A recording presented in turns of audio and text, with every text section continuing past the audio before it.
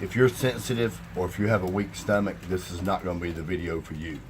So I'm asking you, just go ahead, stop watching the video right now. I'm going to have to be very vague on a few things, but for the most part, I'm going to be a little bit more bold than I normally am when I make a video. I want to tell you something about me that I think you need to know. But first, I'm going to start with some real good news. When I was 15 years old, I made a decision to become a follower of Jesus Christ.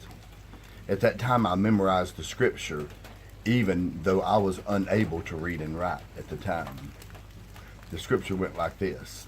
It says, add to your faith virtue, and to your virtue knowledge, and to your knowledge temperance, and to your temperance patience, and to your patience godliness, and to your godliness brotherly kindness. And it said, if these things be in you, and if they abound, they'll make ye so that ye shall neither be fruitless nor barren in the things of God. Well, I knew right away that those were the scriptures that I needed to add to my life, because I did not want to be fruitless and I did not want to be barren in the things of God. However, let me tell you something about those things that I just read off to you or memorized or said to you. I didn't know what they meant. I had no idea. I had never experienced those things. Nobody had ever showed me what they meant. So now let me tell you a little bit deeper. I've just now told you that's the day of my rebirth. Now let me tell you about the day of my earthly birth.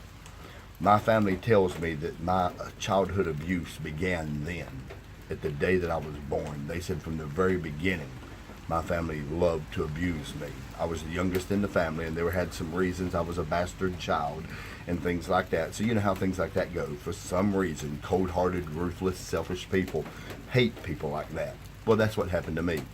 I suffered abuse tremendously all of my life. But the first time that I remember physically being abused was the day that I was about Arnold Fleck Short's age. I remember the story like this.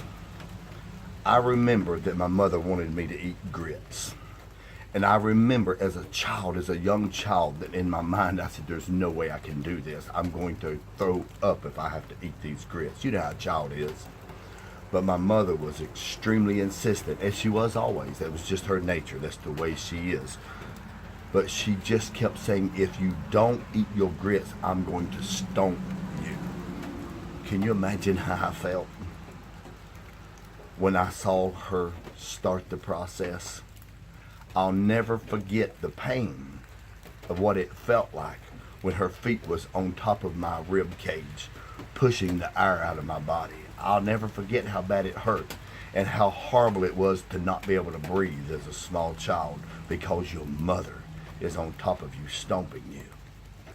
I'll never forget that. But I'm telling you something, I knew deeper than that is that my mother did not love me. My mother didn't care about me. I can't tell you how horrible it is, how sorrowful it is, how sad it is to know that your own mother wanted you to suffer in such a vicious way as that. Well, that wasn't my only childhood abusive situation. I was abused at my father's hands. My father, I was his bastard child, and he hated that. He hated the fact that I had ever been born. So he abused me on a regular basis. But not only that, I was the youngest with older siblings. My older siblings beat me and brutalized me. Pretty much all of my life, I was a regular victim of childhood abuse.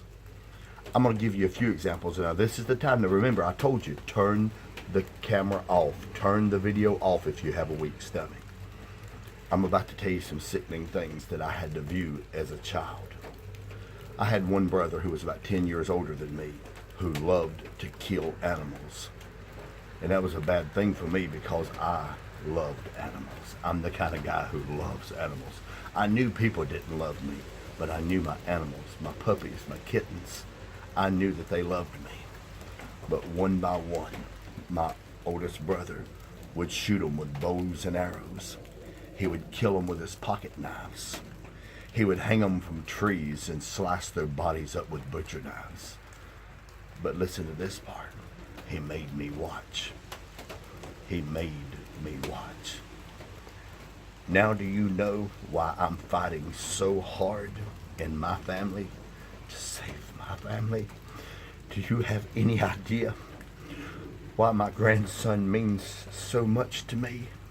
See, some people who are raised the way I was grow up to be the same way as their victimizers were. Not so with I. When God saved me, He transformed me. And when He transformed me, He made me a man who has the deep ability to love. I can see into your eyes, and I can see your heart. I can see your pain, and I can see your suffering. That's just who I am. Because I know pain.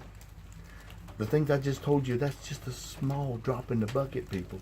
You've got to understand that I have people right now who are very angry at me because I'm so aggressively fighting for the welfare and the safety of my family. Please know that I have a reason. Please know that I might know stuff that y'all don't know. Maybe I understand pain that nobody else has ever felt.